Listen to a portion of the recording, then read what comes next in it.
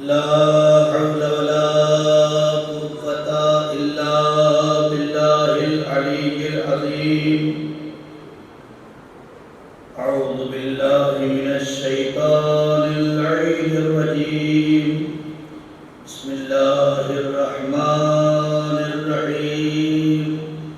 الحمد لله الذي لا يبلغ مدحته القائلون ولا يحصي نعماءه العادون ولا يؤدي حقه المجتهدون الذين شرع الرياح برحمته وابتدى بالصخور ميدان أرضه ثم الصلاة والسلام والتحية والإكرام على النبي المكي المدني القرشي الهاشمي المطلبي الرسول المسدد والمصطفى الأمجد اسمه في السماء أحمد وفي الأرض أبي القاسم محمد. اللهم صل وعليه الطيبين الطاهرين المعصومين المظلومين الذين أذهب الله عنهم الرجس وطهرهم تطهيرا.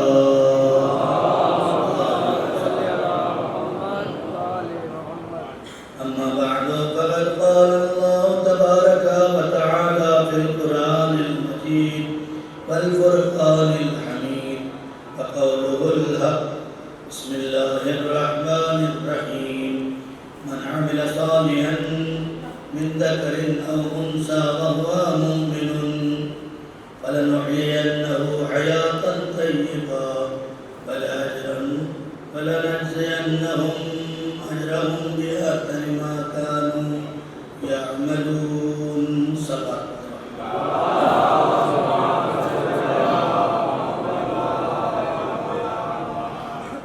محترم اکرام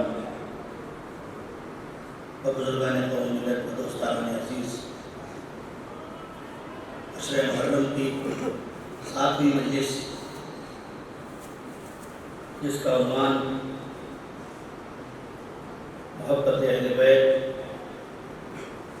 اور پاکیزہ زندگی،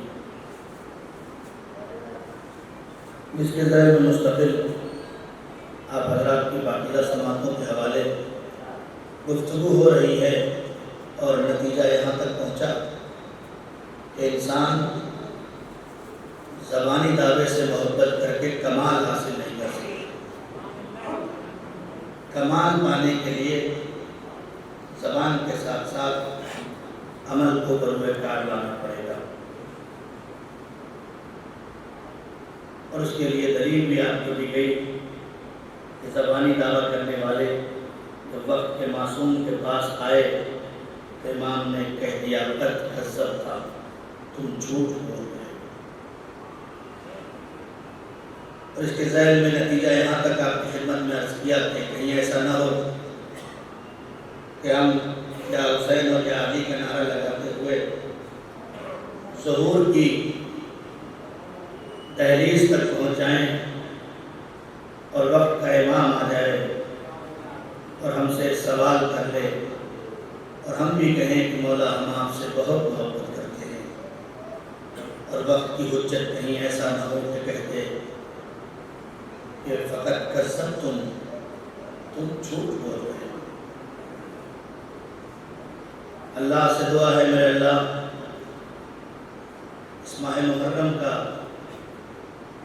وسیلہ ہے، اور اس کے طفیل سے ہم سب کو اتنی توفیق عطا فرما کہ ہم اپنے کاروان عمل کو اپنے وقت کی حجت کے لیے ایسا تیار کر لیں کہ ہمارا امام ہمیں دیکھ کے کہہ دے کہ ہاں یہ ہمارا چاہنے والا ہے اور یہ ہمارا ماننے والا ہے.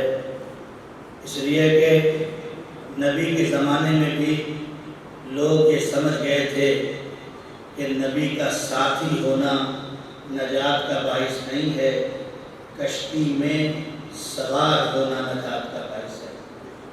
نبی نے جو کشتی نجات کی بتائی کہ ان الحسین مصباح الہدی و سفینۃ النجات، حسین ہدایت کا چراغ ہیں اور نجات کی کشتی ہیں۔ دنیا نے سمجھا یا نہیں سمجھا، لیکن ابو ذر سمجھ گئے کہ نبوت کا صحابی کوئی کہے یا نہ کہے، اہل بیت کے کشتی کا سوار کہہ دے۔ مرداد یہ سمجھ گئے، عمار یہ سمجھ گئے، اور نتیجہ یہ ہوا کہ جو جو کشتی میں سوار ہوتا چلا گیا وہ کامیاب ہوتا چلا گیا۔ صلوات پڑھ دیں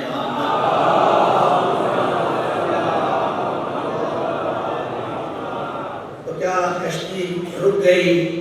کشتی بند ہو گئی؟ کشتی نجات کا سلسلہ ختم ہو گیا؟ کہا نہیں، وہ نبی نے اگر فرمایا کہ نجات کی کشتی ہے تو اب قیامت تک لوگوں کو نجات کی ضرورت ہے، بس شرط یہ ہے کہ کشتی تو موجود ہے، تلاش کرنے کی ضرورت ہے۔ اس لیے کہ کسی بھی سمندر سے پار ہونے کے لیے کشتی پار ہونے کے پاس نہیں آتی، کشتی پار ہونے والے کے پاس نہیں آتی، بلکہ پار ہونے والا کشتی کے پاس جاتا ہے۔ اور کل یا پرسوں کی مجلس میں یہ جملہ بھی کہا تھا کہ سمندر کے کنارے کھڑے ہو کر لاکھ کہتے رہو کہ پار ہو جاؤں گا، پار ہو جاؤں گا، پار ہو جاؤں گا، یہ بالکل ویسے ہی جملہ ہے کہ نوح کا اپنا بیٹا کشتی میں سوار نہ ہوا اور پہاڑ پہ جا کے کہہ رہا تھا بچ جاؤں گا، بچ جاؤں گا، بچ جاؤں گا، لیکن اللہ نے اسے نہیں بچایا، بلکہ کہا لیسا من اہلک، یہ تمہارے اہل میں سے نہیں ہے۔ آج بھی کشتی نجات آمادہ ہے، حسین کی شکل میں جس کا دل چاہے فرش عطائے کشتی نجات پہ آ جائے، حسین کی پناہ میں آنے والا حر بن جاتا ہے۔ صلوات پڑھتے ہیں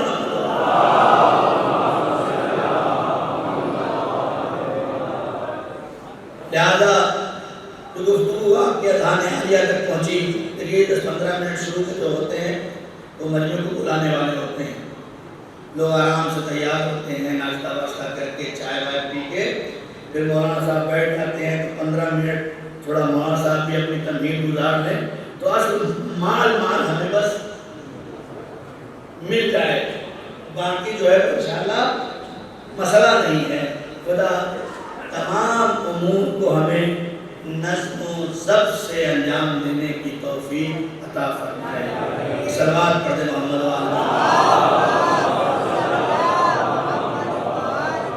غور کریں آپ، پوری کائنات عالم عالم میں اللہ نے 2 سسٹم انسانوں کے لیے اتارا، آواز دی، ایک تمہارے لیے ایمان ضروری ہے اور ایک تمہارے لیے عمل ضروری ہے۔ یہ دونوں اگر تمہارے پاس نہیں ہے، صرف ایمان لے کے آئے تب بھی بیکار، صرف عمل لے کے آئے تب بھی بیکار۔ یہ بالکل ویسے ہی ہے جیسے اللہ نے ایمان اور عمل دیا، رسول نے قرآن اور اہل بیت دیا، بالکل ویسے ہی ہے۔ اللہ کے بارگاہ سے یہ 2 شرطیں رکھی گئیں کہ تم ایمان کے ساتھ آنا، عمل صالح کے ساتھ آنا، اس لیے کہ خالی دل کے اندھیرے میں ایمان کی روشنی پیدا کرنے سے تمہارا جسم پاک نہیں ہوگا، جب تک ہاتھوں سے وہ عمل نہ کرو جو خدا چاہتا ہے، آنکھوں سے وہ منظر نہ دیکھو جو خدا چاہتا ہے، زبان سے وہ نہ کہو جو تمہارا خدا چاہتا ہے۔ اور یہی چیزیں اگر انسان کی مل جائیں تو عقیدہ اور عمل بن جاتی ہیں۔ عقیدے سے اللہ کو ماننا یہ ایمان ہے، توحید کے اقرار کے لیے ہاتھ پیر اور جسم سے عمل کو انجام دینا، اسے عمل صالح کہا جاتا ہے۔ اب یہ اپنے اپنے مقدر کی بات ہے کہ عمل تو سب کر رہے ہیں، کوئی خدا کے لیے کر رہا ہے، کوئی شیطان کے لیے کر رہا ہے، کوئی ایسا ہے جو عمل نہیں کر رہا۔ مولانا عمار مجلس پڑھے، یہی مجلس پڑھنا دونوں صورتیں اختیار کر سکتا ہے. یہ مجلس پڑھنا اللہ کے لیے بھی ہو سکتا ہے, یہی مجلس پڑھنا شیطان کے لیے. مولانا ایسا ہو سکتا ہے آپ منبر پہ بیٹھے مجلس پڑھے اور شیطان کے لیے ہو جائے. میں نے کہا بالکل ہو جائے گا. اگر مولانا عمار یہ سوچ کے 1 گھنٹہ مجلس پڑھے کہ یہ پبلک بڑا خوش ہو جائے, یہ اچھلے کودے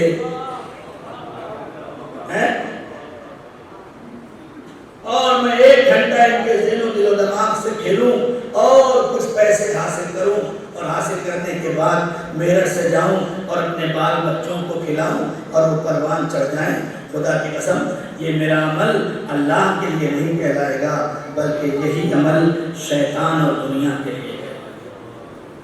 میں نے اپنی مثال اس لیے دی ہے کہ کسی کو برا نہ لگ جائے. ہر انسان کو اپنے فرض کی ادائیگی سے ہٹ کے اگر عمل کرنا ہے.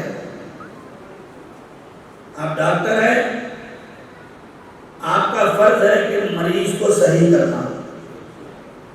آپ کا فرض ہے مریض کو صحیح کرنا. آپ کے پاس وہ نسخہ ہے کہ آپ 2 خوراک میں اس مریض کو صحیح کر سکتے ہیں, لیکن آپ نے کھٹا دیا فلاں چیک اپ کراؤ, شوگر, بلڈ پریشر, فلاں فلاں فلاں. یہی عمل کہ تم 2 خوراک میں کرتے تو خدا بھی ملتا اور دنیا بھی ملتی, لیکن تم نے اسے ٹہلا کے گھما کے اتنا بڑا سسٹم دے دیا کہ وہ اسی ایک عمل کے لیے اپنے علاج کے لیے قرض لینے پہ مجبور ہو گیا. اور یاد رکھنا اس طرح سے آنے والا پیسہ جیسے گھما گھما کے آتا ہے ویسے ہی جیب سے گھما گھما کے چلا جاتا ہے. صلوات پڑھ دے محمد علیہ. ایک اور بلند ترین صلوات پڑھ دے محمد علیہ.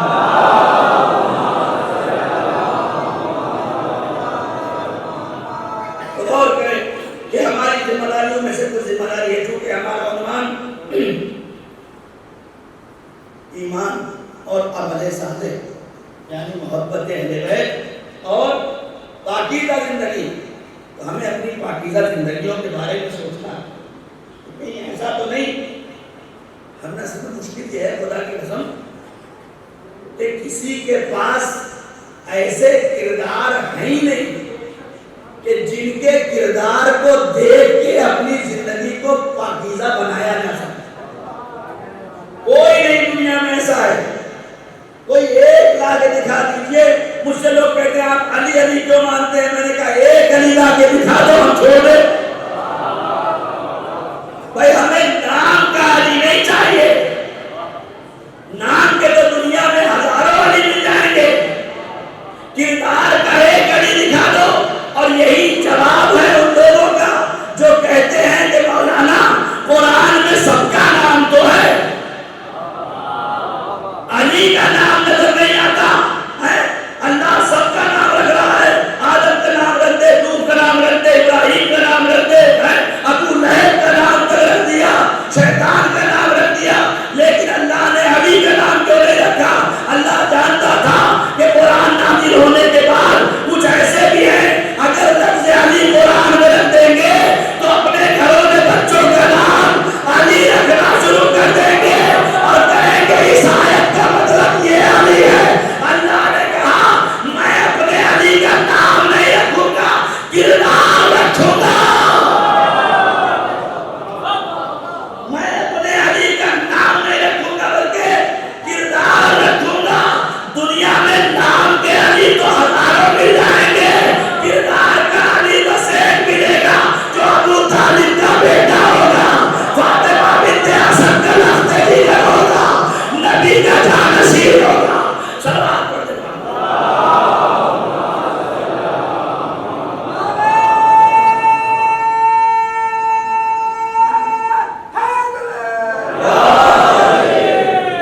مسئلہ یہ نہیں ہے کہ آپ کا نام عباس ہے. اتنا چیخا میں اس لیے ہوں تاکہ آپ تھوڑا سا بیدار ہو جائیں اور آپ کو لقمہ بھی ملتا ہے نہ ہو کہ کہیں کہ آج تو مولانا کی مجلس گئی. یہ بھی ایک معیار ہو گیا ہے. مجلسوں کا معیار وہ طے کرنے لگے جسے خود مجلس کا معنی نہیں معلوم ہے۔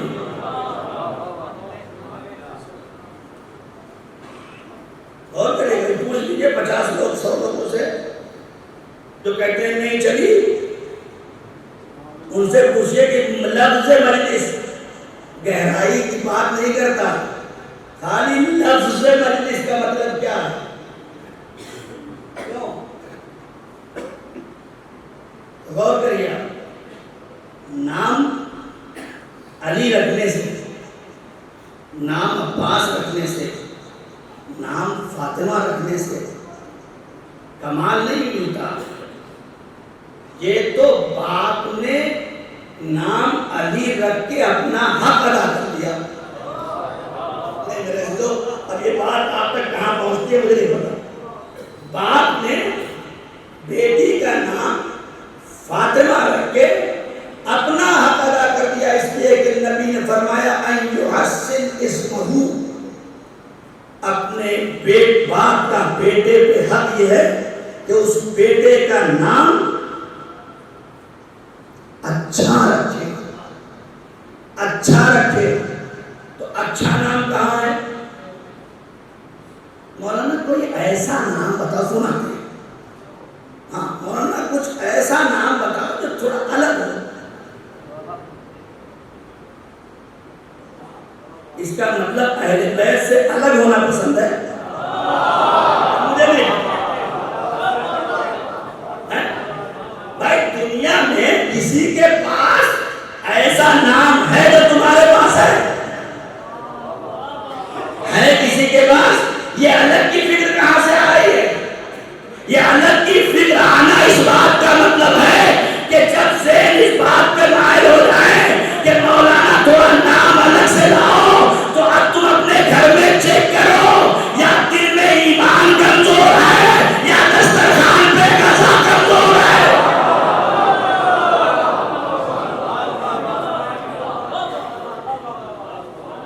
یا دل کا ایمان کمزور ہے یا دسترخوان کی غذا کمزور ہے۔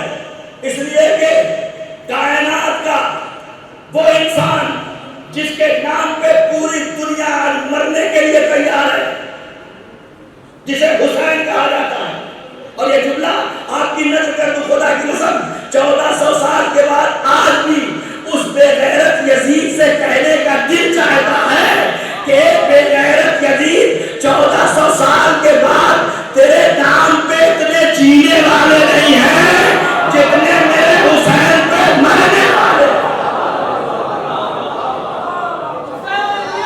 زندہ باد، زندہ باد۔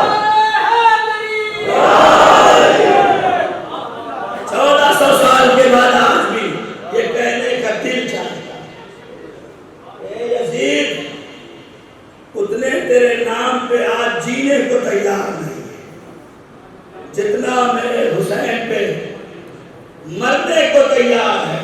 اس حسین سے پوچھو مولا اللہ آپ کو اگر بیٹا دے تو نام کیا رکھیں گے؟ مولا اگر آپ کو اللہ بیٹی دے تو آپ نام کیا رکھیں گے؟ امام کے جتنے بیٹے ہیں سب کا نام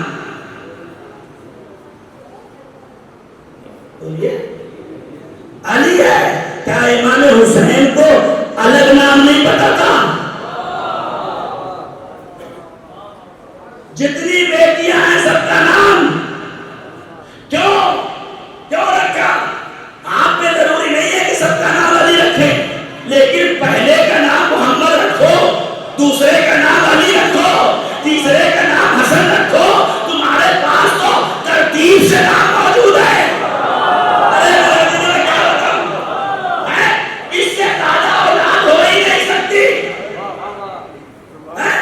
تمہارے پاس تو ترتیب سے نام موجود ہے۔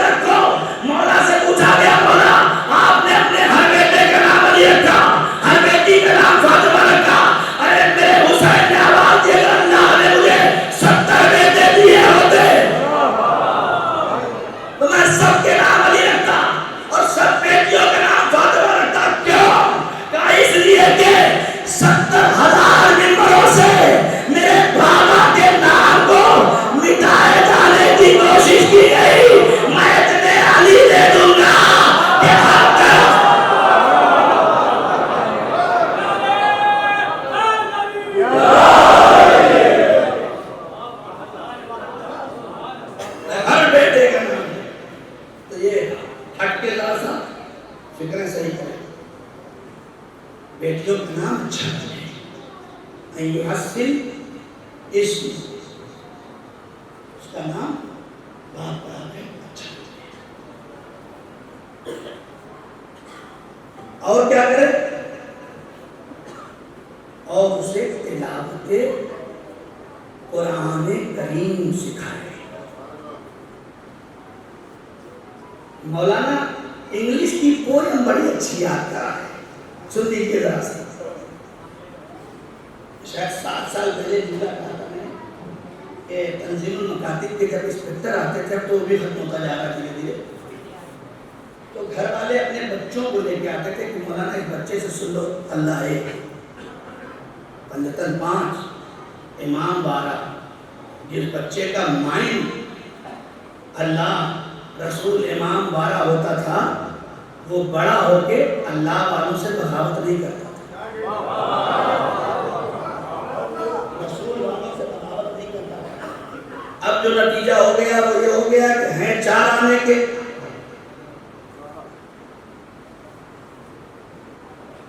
اور قوم کے سب سے بڑے بننا چاہتے ہیں۔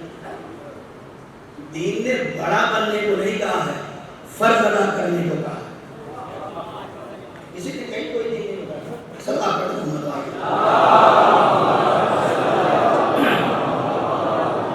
ادھر اللہ ادھر سے جا رہا ہے کہ کائنات میں نبی نے ہر انسان کو 2 چیزوں کی طرف کی ہے، ایک کیا؟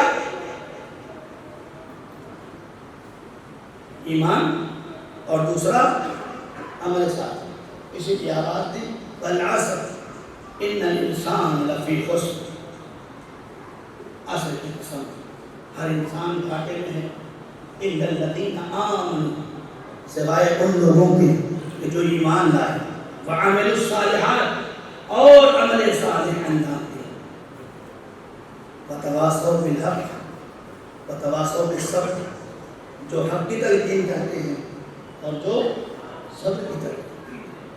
یا پھر دوسری جہاں قرآن میں ارشاد ہوا اعوذ باللہ من الشیطان الرجیم من کان یرجو لقاء ربہ فلیعمل عملا صالحا، جو یہ چاہتا ہے کہ اپنے رب سے ملاقات کرے اسے چاہیے کہ عمل صالح ہے۔ یہ عمل کی اہمیت ہے، کیسا عمل کرے؟ یہ میرے اللہ چاہے تو ایسا کر کے چلے جائے گا نہیں، اسی قرآن میں پھر کہا فَمَن يَعْمَلْ مِثْقَالَ ذَرَّةٍ خَيْرًا يَرَهُ۔ دیکھو یاد رکھنا، ذرہ برابر بھی اگر اچھا کام کیا ہے تو وہ دیکھو گے، وَمَن يَعْمَلْ مِثْقَالَ ذَرَّةٍ شَرًّا يَرَهُ، اور اگر ذرہ برابر بھی فساد پھیلا کے آئے ہو تو وہ بھی وہاں اپنے آنکھوں سے دیکھو۔ تو وجہ کیا ہے؟ کون نہیں چاہتا کہ میں اچھا عمل کروں؟ آپ بتائیے، کوئی چاہتا ہے کہ میرا عمل خراب ہو جائے؟ کوئی ایک انسان ایسا اس میں کھڑا ہو گئے کہ مولانا میں یہ چاہتا ہوں کہ میرا عمل خراب ہو جائے؟ نہیں۔ انسان کی فطرت اور سرشت میں اللہ نے یہ بات رکھی ہے کہ اسے اچھا پسند ہے۔ چور ہونے کے باوجود بھی اپنے بیٹے کو چور ہوتا دیکھنا پسند نہیں کرتا، قاتل ہونے کے باوجود بھی اپنے بیٹے کے ہاتھ میں چھری دیکھنا پسند نہیں کرتا۔ اس کا مطلب یہ ہے کہ انسان چاہتا تو ہے کہ میرے عمل خراب نہ ہو، لیکن پھر بھی خراب ہو۔ کیوں؟ اس لیے کہ اللہ نے اسے انسان بنایا۔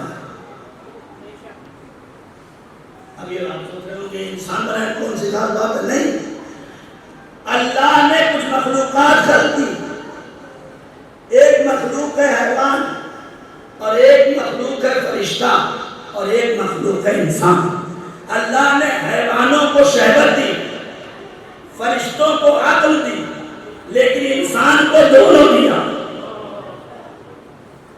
انسان کو دونوں عطا کیا، عقل بھی دیا اور شہوت بھی دیا۔ کہتے ہیں نا اگر کوئی بہت غلط کام کرتا ہے تو کہتے ہیں جانور ہو گیا، کہتے ہیں نہیں کہتے ہیں کہ جانور ہو گیا، ہاں تم جانور ہو گئے ہو۔ اس کا مطلب کیا ہے؟ اس کا مطلب یہ کہ انسان کو اللہ نے عقل کے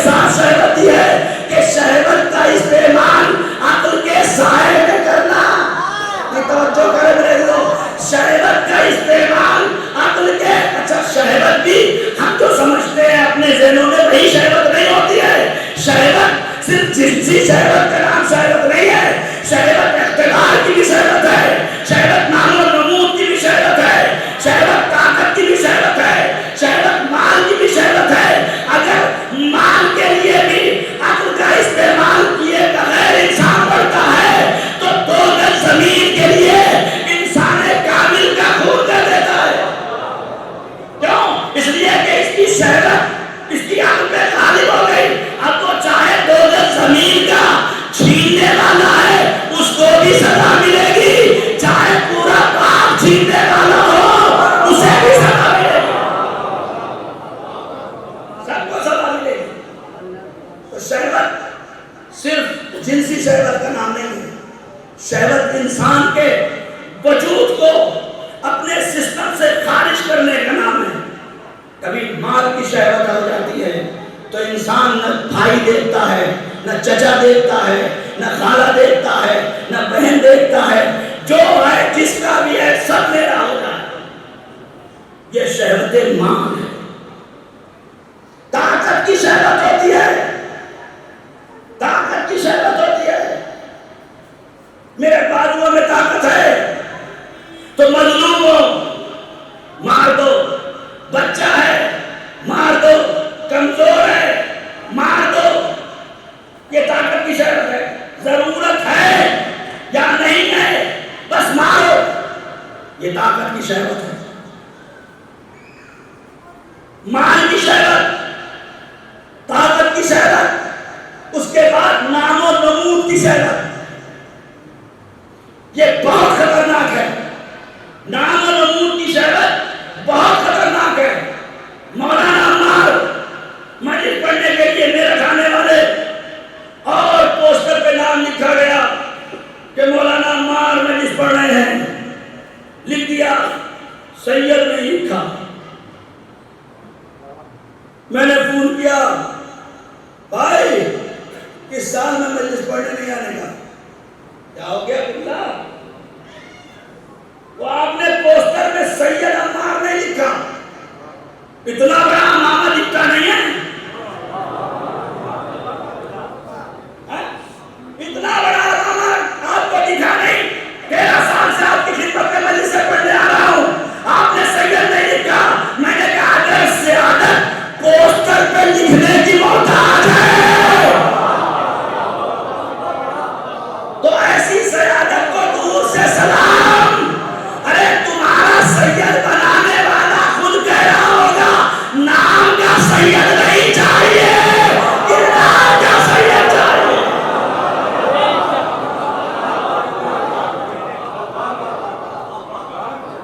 نام و نمود, چلیے یہ بھی ایک شہوت ہے. نہیں پڑھا جاتا ہے سمجھ لیجیے, خدا کی قسم بس آ گیا ذہن, میرا موضوع نہیں تھا, آ گیا اور آپ کی خدمت میں عرض کر دوں. یہ میں نے نہیں کہا ہے, کہ مولا نے فرمایا ہے کہ شہوت کی کئی قسمیں ہیں, جس میں مال کی شہوت سب سے پہلے ہے. انسان جب مال کی بھوک لگتی ہے اسے شہوت, یعنی ایک جنسی بھوک,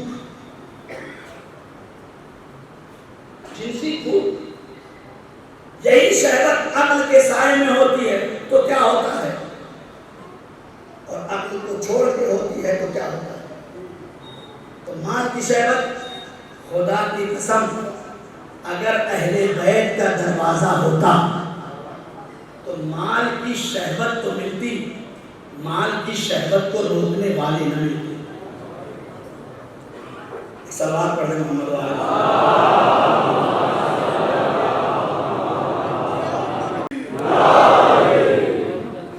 ایک اعلان سماعت فرما لیں جسے کہ انشاءاللہ مجلس اور جلوس رام باغ کالونی سیکٹر 3 3:30 بجے انشاءاللہ مجلس شروع ہو جائے گی اور 4:30 بجے تک جلوس انشاءاللہ ہوگا.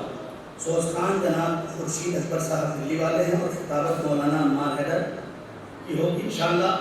کوشش کریں کہ دیکھیں میں وہاں بھائی شاہد کے یہاں چھوٹی سی جگہ میں بھی مجلس پڑھ کے آیا اور یہاں بھی پڑھ رہا ہوں. بس ایک درخواست آپ سے کرتا ہوں, جہاں ایک مجلس ہے جو اپنی پوری کوشش کر کے فرش اعلیٰ بچھاتا ہے اس کے یہاں جانے کی کوشش کریں. فرش بچھایا ہے اور اس کا دل کہیں بھی مجلس ہو، میں اس مجلس کی بات خالی نہیں کرتا، کہیں بھی اگر ایک مجلس کوئی اپنے گھر کی رکھتا ہے تو کم سے کم اتنے لوگ پہنچ جاؤ تو اس کا دل چوڑا ہو، اسے لگے کہ ہاں میرے حسین کے اقتدار مجھے اقتدار ملتے ہیں۔ سلام پڑھیں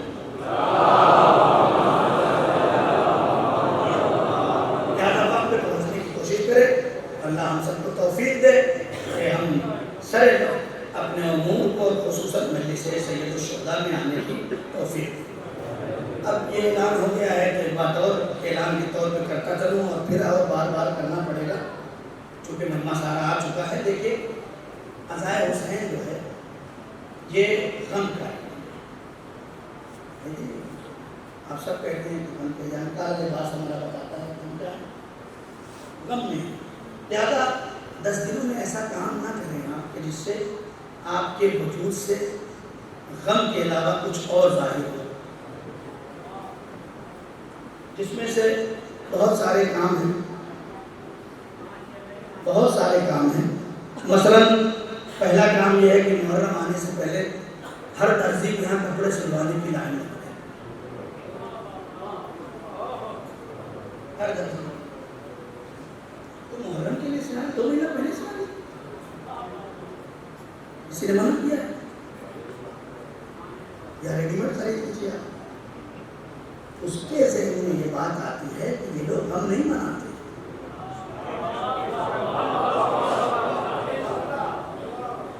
کسی کے ذہن میں یہ بات مت ڈالو کہ تم حسین کے عزادار نہیں ہو، بہت بڑا درجہ ہے۔ میری مائیں اور بہنیں بھی سن لیں، لباس محرم کی آمادگی غدیر سے پہلے کر لو اور اس کے بعد غدیر مناؤ، حسین خوش ہو جائیں گے۔ لباس محرم کی تیاری غدیر سے پہلے کریں اور غدیر سے پہلے کرنے کے بعد غدیر میں خوب اچھا لباس پہنے اور دنیا کو بتائیں نہ ہم غدیر بھولے ہیں نہ ہم۔ دوسرا طرح جو ہے وہ یہ ہے کہ عاشور کے دن کا کئی بار میں نے مجھے دیکھنے کا کربلا میں شرف ملا ہے کہ عزادار اپنی محبت میں لوگوں کو کچھ تقسیم میں منع نہیں کرتا، یہ محبت حسین ہے، انسان کو بے چین کر دیتی ہے کہ حسین کے فاقہ کش انہیں کچھ دیا ہے، لیکن ایسے مت بات کہ جس سے تمہارے علاوہ کئی 100 کا مجمع دوسرا ہوتا ہے، وہ یہ کہیں گے کہ صبح سے اب تک پیٹ رہے تھے اور اتنی بھوک لگی ہے کہ اپنے امام کا تعزیہ نہیں کرتے، آپ پارٹی لیجیے اپنے گھر کا، آپ کو کھا لیجیے، عزا خانے میں آ کے کھا لیجیے۔ التماس ہے، میں کوئی آپ سے زبردستی نہیں کرتا، یہ التماس ہے کہ ایسا نہ ہو کہ امام حسین اور جناب سیدہ کی آنکھوں سے آنسو جانے کہ ابھی تو میرے لال کا تعزیہ نکلنا نہیں، وہ وہیں کھڑے ہوتے، بھوک انسان کو برداشت نہیں ہوتی، امام نے منع نہیں کیا ہے، عصر کا وقت ہو گیا ہم فاقہ کر لیجیے، یہ بھی مستحب ہے، ضروری نہیں کہ آپ دن بھر بھوکا ہے، آپ سے نہیں رہا جا رہا، آپ 10 بجے کھا لیجیے، آپ 12 بجے کھا لیجیے، آپ 2 بجے کھا لیجیے، آپ 4 بجے کھا لیجیے، کوئی شریعت منع نہیں کرتی آپ، لیکن بھوکے ہیں تو اتنی دیر اور وہاں بھوکے رہو اتنی دیر تمہارے امام کا تعزیہ کرو، ایک التماس ہے۔ ایک اعلان اور سماعت فرمانا کہ دوپہر نماز کے بعد ایک مجلس شموداز گیٹس سید شیخ علی مرحوم کے گھر پر برپا ہوگی انشاءاللہ، مومنی سے التماس ہے کہ شرکت فرمائیں اور مجلس کو مولانا عمار خطاب فرمائیں۔ ایک سوال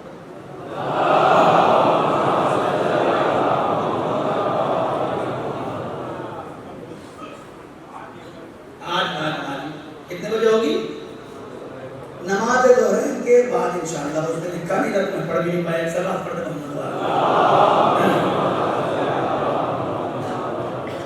تو غور کریں، یہ ساری چیزیں سے اس لیے ایک بار آپ لوگ تھوڑا تھوڑا سمٹ آئیں، اشارہ ہو رہا ہے کہ اگر تھوڑا تھوڑا سمٹ آئیں گے تو باہر جو عزادار کھڑے ہیں انہیں بھی شاید تھوڑا سا بیٹھنے کی جگہ مل جائے، بہت ترین سوال پڑھنے میں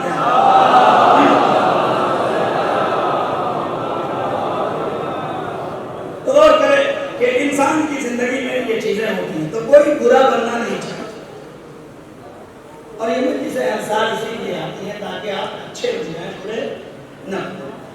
لیکن کچھ ایسی چیزیں ہیں جو عقل اور شہوت کو کنٹرول نہ کرنے کی بنیاد پر انسان کے وجود میں پیدا ہو جاتی ہیں، جن میں سے ایک چیز ہے حسد۔ ایک چیز ہے حسد، دوسری چیز ہے غرور۔ یہ دونوں ایک دوسرے کا لازم و ملزوم ہے۔ میں 3 پیس پہن کے نکلا اور آ کے مجلس میں بیٹھا، تو اب مجلس کم سن رہا ہوں،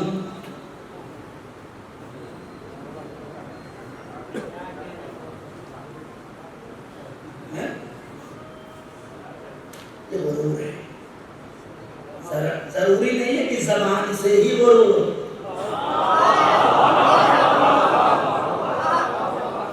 ضروری نہیں ہے کہ زبان سے ہی غرور ہو، حرکتیں انسان کی بتا دیتا ہے کہ یہ مغرور انسان، مغرور انسان۔ حسد دوسرے اس سے خطرناک، ان الحسد یحبط اعمالکم، بے شک حسد تمہارے اعمال کو حبط کر دیتا ہے، برباد کر دیتا ہے۔ حسد کیا ہے؟ یہ مغرور انسان جس کے اندر غرور ہے، سمجھ لو اس کے اندر حسد ہے۔ بغیر حسد کے وہ غرور پیدا ہی نہیں ہو سکتا۔ حسد کیا ہے؟ حسد کیا ہے؟ میں اپنا 3 پیس پہن کے بیٹھا ہوں اور اس سے کہتے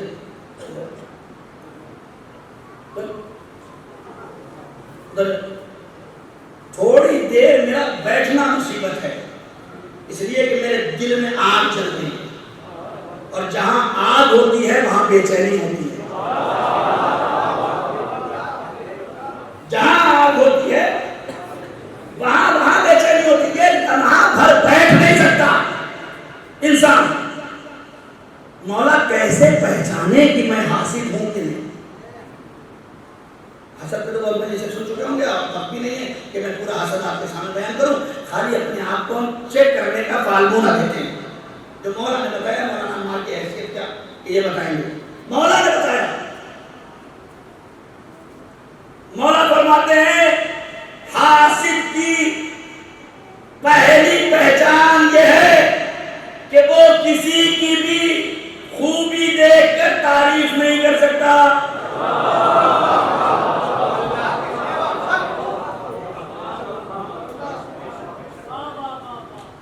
کسی کی بھی، ابھی اس کا لڑکا ڈاکٹر بننا ہے، بن گیا، تمہیں کیا پتا حرام کا مال تھا۔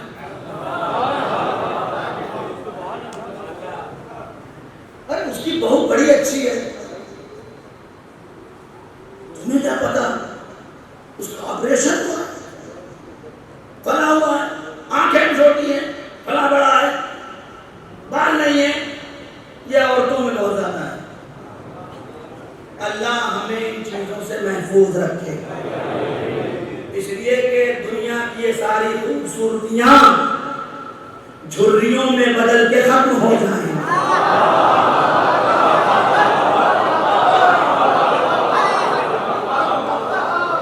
دنیا کی یہ ساری خوبصورتیاں جھریوں میں تبدیل ہو کر ختم ہو جائیں گی، لیکن اگر کردار کی خوبصورتی پیدا کرنی تو زندگی میں بھی اچھے کہلاؤ گے، تو مولا فرماتے ہیں کہ حاسد کی پہلی پہچان کہ یہ کسی کی خوبی دیکھ کر تعریف نہیں کر سکتا، دوسری پہچان کہ جب بھی کسی کی خوبی بیان ہوگی تو یہ سوراخ کرے گا۔ ارے میرے ابھی لوگ کیا سن رہے ہیں؟ یہ سوراخ کرے گا، بڑا بڑا دیندار ہے، نمازیں سننے سوتا ہے، بڑا بڑا مولائی ہے، مولائی ہے تو مسجد میں کیوں نہیں آتا؟ یعنی اس کے پاس ایک ٹکڑا موجود ہے، ہمیشہ ایک ٹکڑا موجود ہے۔ حاسد کی پہچان یہ ہے کہ کسی کی خوبی دیکھ کر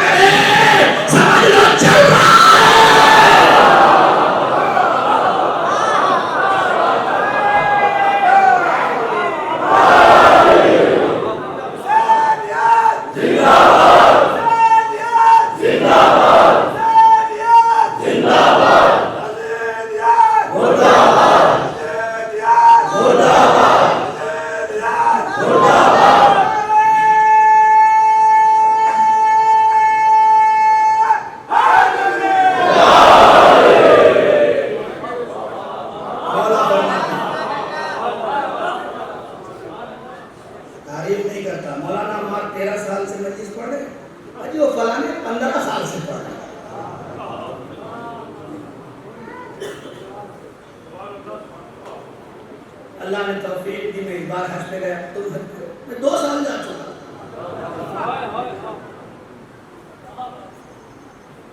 تبرک بڑا اچھا بانٹتے ہیں، صلی اللہ، بہت اچھی بات ہے یہاں پہ۔ ابھی یہ کیا بانٹتے ہیں؟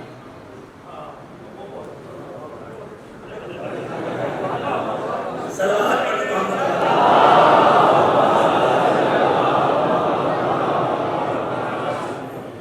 قسم ہنسنے اور واہ واہ کرنے کے لیے میں اپنے آپ کو چیک کہیں ایسا تو نہیں کہ کسی بچے کو آگے بڑھتے ہوئے دیکھ کر تمہارے زبان اس کی تعریف کرنے سے قاصر ہے؟ کسی گھر کو آگے بڑھتے ہوئے دیکھ کر تمہارے پیروں میں حسد کی زنجیر پڑ جاتی ہے؟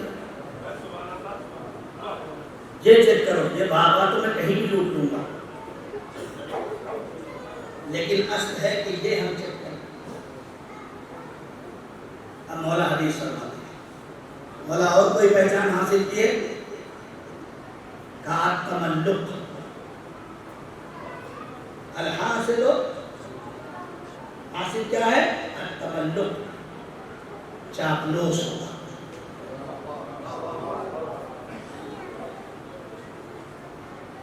آگے کہے گا، ارے جناب آپ کی مجلس میں پہنچی، روح کو تازہ کر دیتی، ہاتھ بھی چومے گا۔ مولا فرماتے ہیں اگر خالی یہی تک تملق ہے تو یہ بھی غلط ہے، لیکن حاصل اس سے بھی آگے ہے۔ یہ تو پہلی صفت ہے کہ تمہارے سامنے ہوگا تو تملق، کیا کہتے جناب، کیا بنوا دیا، اتنے اچھے سے پورے گھر کو لے کے چل رہے ہو، بڑی اچھی بیٹی کی شادی کر لی ہے نا، جہیز بھی بڑا اچھا دیا، یہ تملق ہے۔ اس لیے کہ تمہیں جہیز دیکھ کے خوش ہونے کے لیے نہیں بھیجا گیا ہے، جہیز میں ساتھ دینے کے لیے بھیجا گیا۔ اب میرے پاس وقت نہیں ہے کہ میں ان چیزوں کی طرف جاؤں، بالکل وقت تمام ہو گیا ہے میرا، بس تو تملق حاصل کی پہچان میں سے ایک صفت یہ ہے کہ جب سامنے ہوگا تو چاپلوس ہوگا۔ مولا بس کا نہیں، حاصل کی دوسری پہچان یہ ہے الغیبت، یہ تمہارے سامنے تمہاری باری کرے گا، تم سے ہٹ کے اپنے والوں میں جائے گا، تو آواز دیگا جی کیا بیٹی کی شادی کی، قورمہ بھی صحیح نہیں بنا تھا،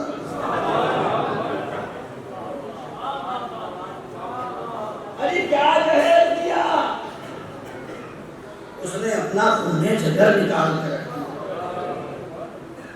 اور یہ ہے الغیبت، حاصل غیبت، اس سے برداشت کی، میں نے کہا نا حسد یعنی آگ، ترجمہ اس کا کیا ہے؟ آگ، جہاں آگ ہوگی انسان بے چین ہے۔ مولانا کیسے روکے اسے؟ ہماری مشکل ہے، یہ ہماری مشکل ہے، تو میں آپ کی بات نہیں کرتا، میں اپنی بات کرتا ہوں، میرے پاس بھی آپ آگے بیٹھیں گے تو ہماری بڑی مشکل یہ ہے، ہم کریں تو کیا کریں؟ 4 آدمی کسی مولانا کے پاس جا کے بیٹھے ہیں تو ان کی ذمہ داری کیا ہے؟ 4 آدمی کسی چوکھے پہ بیٹھے ہیں، 4 آدمی مسجد پہ بیٹھے ہیں، 4 آدمی کسی بیٹھک پہ بیٹھے ہیں، تو ان کی ذمہ داری کیا ہے؟ یہی ذمہ داری ہے نا کہ یہ چاروں اپنی بات کریں۔ بھائی ذمہ داری کیا ہے؟ یہی ہے نا کہ ہم 4 اپنی بات کریں، کیا اپنے مسائل کم ہیں؟ ہر زندگی میں اپنے مسائل کم ہیں، لیکن یہ ہماری قوم کا المیہ ہے، 4 بیٹھے ہیں، چاروں پہنچنے کی بات کر رہے ہیں، یہ 4 کسی پہنچنے کی بات کر رہے ہیں، اور اسی کا نام ہے غیبت۔ مولا سے ایک شخص نے آگے کہا، مولا میں غیبت کرتا ہوں، کیسے چھوڑوں؟ مولا نے فرمایا تو اپنے سگے بھائی کا گوشت کھا سکتا ہے؟ بولا کیا غیبت سگے بھائی کا گوشت کھانا ہے؟ کہاں قرآن کی آیت نہیں پڑھا؟ اَن یأکل اللحم اخی، کہ غیبت کرنے والا اپنے سگے بھائی کا گوشت کھا رہا ہے۔ وہ شخص کہتا ہے مولا اگر ایسا ہے تو میں آج کے بعد غیبت نہیں کروں۔ مولا کیا کروں؟ کہا یاد رکھو جب تمہارے سامنے بیٹھنے والا اپنی بات اور تمہاری بات چھوڑ کے کسی تیسرے کی بات کرنے لگے تو اس سے کہہ دو بھائی تم اپنی بات کرو یا آسان۔ لیکن اس کے لیے شہوت کو گرانا پڑے گا، عقل کو بڑھانا۔ صلوات پڑھنے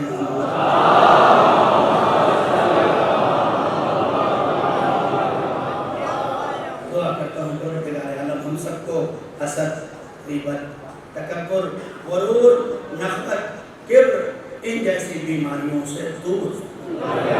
آخری بات سن لو کہ اس غیبت کو کم کیسے کیا جا سکتا ہے، اس غرور کو کم کیسے کیا جا سکتا ہے۔ آپ کے ایک امام کا لقب ہے سچا۔ تو کربلا کیا ہے؟ کیا مولا کائنات سجدہ کم کرتے تھے؟ رسول اللہ سجدہ کم کرتے تھے؟ امام حسن سجدہ کم کرتے تھے؟ امام حسین سجدہ کم کرتے تھے؟ امام سجاد کو سجاد کہا گیا؟ وجہ یہ تھی کہ جناب سید سجاد کے زمانے میں لوگ کفران نعمت اور غیبتوں اور کبر و غرور کا شکار تھے۔ مولا کے لیے روایت ہے کہ ان کو سجاد اس لیے کہا گیا، یہ جب بھی کسی مومن کے پاس کوئی نعمت آتی ہوئی دیکھتے تھے تو اپنا سر سجدے تھے۔ جتنا بڑا ظرف چاہیے، میرا پڑوسی میرا دشمن ہے لیکن اس کے پاس بھی اگر نعمت آئی ہے تو میں اپنا سر سجدے میں رکھ کے کہوں خدا تیرا شکر ہے کہ تو نے میرے پڑوسی کو یہ نعمت دی۔ بس اس ایمان کے اس عمل پہ اپنے آپ کو آمادہ کر لو، غرور اور حسد دل سے نکل جائے گی۔ جس کے پاس بھی نعمت آتی دکھائی دے ایک سجدہ کر کے دیکھیں، خدا سید سجاد کے ساتھ محشور کرے گا۔ صلوات پڑھتے ہیں۔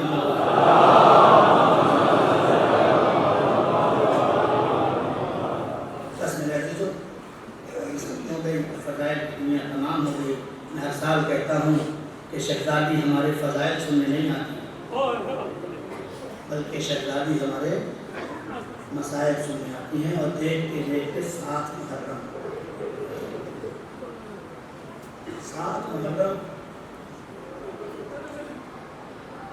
اس غریب کو غصہ دینا ہے، کربلا کے اس شہید کو غصہ دینا ہے کہ جو پہلے سے یتیم۔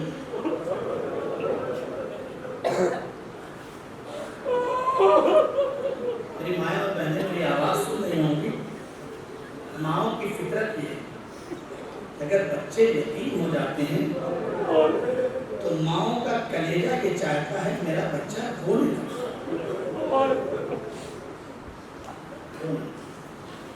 اور پرورش میں بھی بڑا فرق ہو جاتا ہے۔ جناب فروا نے جناب قاسم کی پرورش کی، اور روایتیں یہ کہتی ہیں کہ عجیب و غریب باپ کا بیٹا ہے قاسم، رونے کے لیے بس اتنا کافی ہے کہ جناب زینب کہتی ہیں جناب قاسم کو دیکھنے کے بعد کہ میرے لال میری نگاہوں کو اللہ نے باقی کیوں رکھا، میں نے تیرے بابا کو کلیجے کے ٹکڑے ہوتے ہوئے۔ بعض روایت کہتی ہے کہ جب جناب امام حسن علیہ السلام کے زہر سے کلیجے کے ٹکڑے ہونے لگے تو امام حسین نے ایک تشت کر دیا اور کلیجے کے ٹکڑے اس تشت میں آ گئے۔ جناب عباس قریب کھڑے ہیں، اتنے میں کسی بیوی کے آنے کی آہٹ محسوس ہوئی، حسین نے تشت کو تخت کے نیچے کر دیا، بی بی جیسے ہی حجرے میں داخل ہوئی اسے جناب زینب کہا جاتا ہے. جناب زینب کہتی ہے بھیا بس مجھے اتنا بتا دو تم نے تخت کے نیچے کیا چھپا دیا. آواز دی زینب تم نہیں برداشت کر پاؤ گی. آواز دی بھیا ارے جس علی کا دل تمہارے سینے میں دھڑک رہا ہے اسی علی کا دل میرے سینے میں بھی ہے. اب جو دیکھا تو کیا دیکھا, حسن کے جگر کے ٹکڑے دشت میں تھے. روایت کہتی ہے کہ جناب امام حسن برداشت نہیں کر پا رہے تھے. اتنے میں چھوٹا سا بچہ قاسم چلتا چلتا جناب امام حسن کے سینے سے لپٹ گیا. جناب امام حسن کے سینے سے لپٹ گیا. ارے بچے, چھوٹے بچے, جب باپ کو کہیں تکلیف ہوتی ہے نا تو آپ جانتے ہیں کہ اسے چھوٹا بنائے, لیکن بچے اسی کو بار بار ہاتھ لگاتے ہیں. ارے میرا آقا حسن سینے پہ ہاتھ رکھے ہوئے تھا, قاسم سے برداشت نہیں ہوا, دوڑے ہوئے گئے, بابا کے سینے سے لپٹ گئے. جناب فرما آگے آئی, اے قاسم ہٹ جاؤ, تمہارے بابا میں اتنی طاقت نہیں ہے کہ وہ برداشت کر سکے. امام حسن نے روکا, فرما قاسم کو میرے سینے پہ رہنے دو, جو میری آنکھیں دیکھ رہی ہیں وہ تمہاری آنکھیں نہیں دیکھ رہی. ارے آج میرے جگر کے تھوڑے سے ٹکڑے برداشت نہیں ہوتے, کل یہی قاسم ہوگا, میدان کربلا ہوگی, جسم کے ٹکڑے ٹکڑے ہوگے.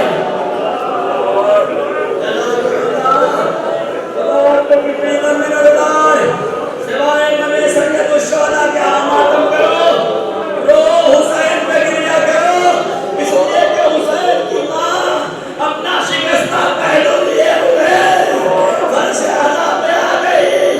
اے میرے بابا کے ادانارو, جزاکم اللہ, جزاکم اللہ.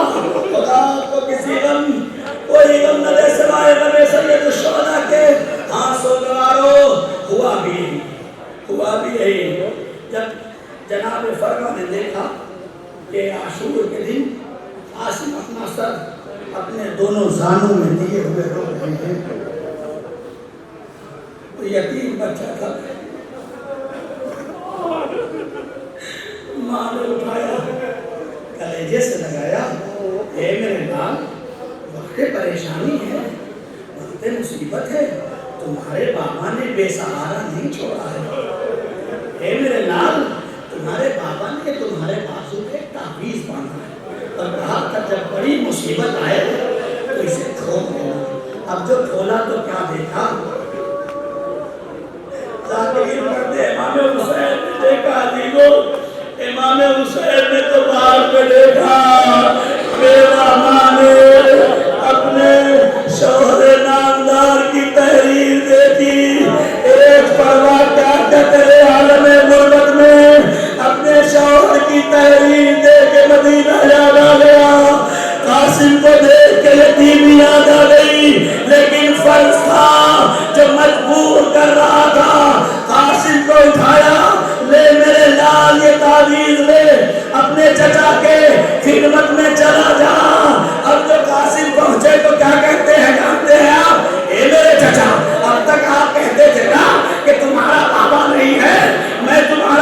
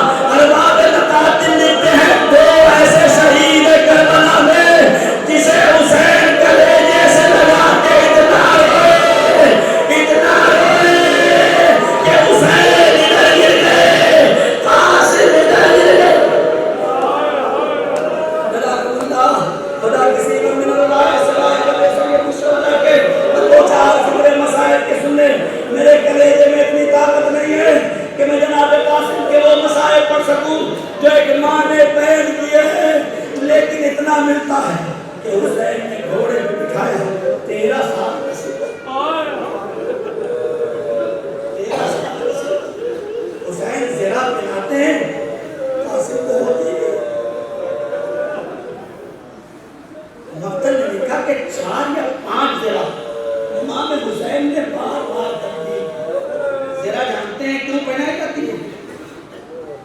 زرہ اس لیے پہنائی جاتی ہے تاکہ خدا نہ کرے گھوڑے سے اگر کوئی سپاہی زمین پہ گر جائے تو گھوڑے کی ٹانگوں کا اثر اس کے جسم پہ نہ ہو۔ حسین بار بار زرہ پہنا رہے ہیں لیکن قاسم کو زرہ نہیں ہوتی۔ ارے تڑپ کے قاسم کہتے ہیں میرے چچا، ارے قاسم کو زرہ کی ضرورت نہیں ہے، جانے دو، اس لیے کہ میں نے اماں سے سنا ہے تیرے بابا کا جنازہ تیروں سے جلدی تھا۔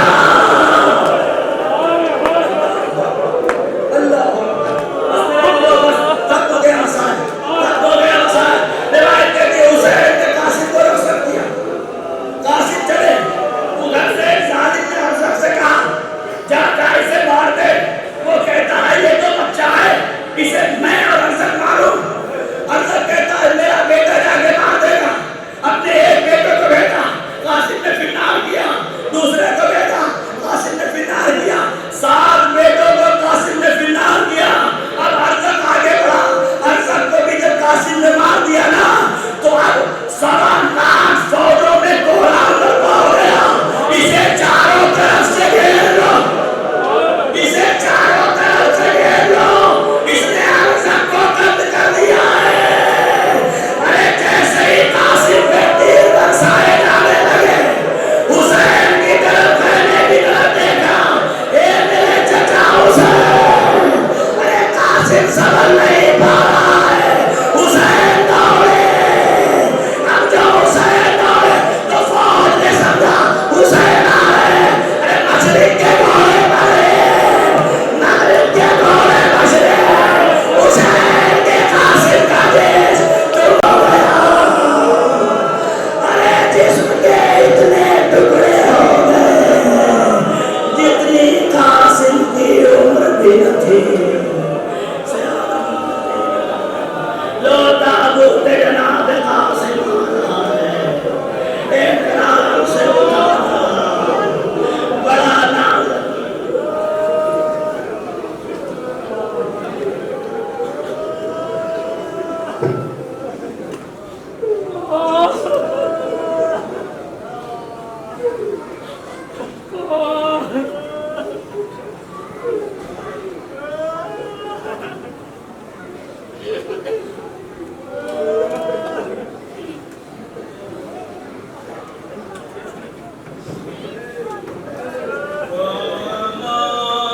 No